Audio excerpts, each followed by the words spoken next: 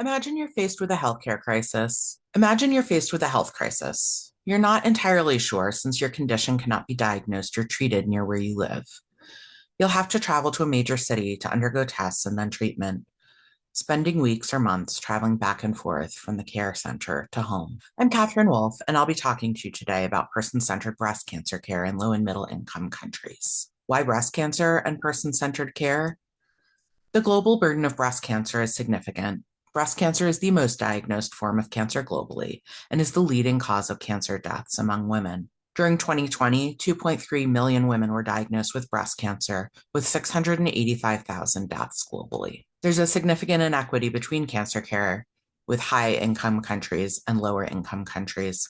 Cancer patients and carers face significant obstacles, including limited resources, lack of trained professionals, and cultural barriers. While 9 out of 10 cancer patients in higher income countries survive, in India, only 6 out of 10 survive, and in South Africa, that falls to 4 out of 10. In low income countries, awareness and screenings are limited, leading to late stage diagnoses and higher mortality rates. Person centered care is an approach that leads to better health outcomes, higher patient satisfaction, and is a more efficient use of resources.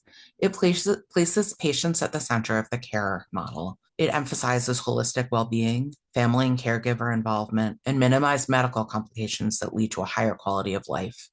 It treats the patient with respect and dignity and empowers the patient. Patient-centered, person-centered care means treating patients as individuals and equal partners in the business of healing.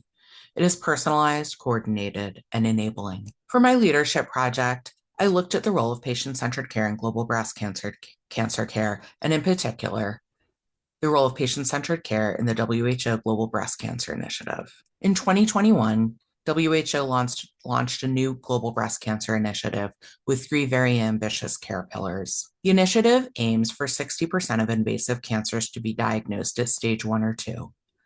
For those diagnoses to happen within a 60-day window, including diagnostic evaluation, imaging, biopsy, and pathology, and for 80% of breast cancer patients to complete multimodal treatment without abandonment. For my project, I spoke to a series of stakeholders in the global breast cancer space and participated in a WHO dialogue around the Global Breast Cancer Initiative with a focus on patient-centered care in the initiative's implementation. This space is very much a work in progress, both the global breast cancer space, which is still very nascent, and the person-centered care approach within that space. That said, there are still several best practices that are happening in a series of countries and could be expanded. Some countries are looking to shorten the diagnostic process, while the WHO initiative aims for 60 days. Some places are looking to complete this process within 1 or 2 days so that women only have to travel once to complete the diagnostic process. Other countries are looking at expanding access to diagnoses and having breast cancer diagnostics available in a decentralized fashion so that women can access diagnostics closer to home. Other places are focusing more on improving the patient-centered approaches during treatment. One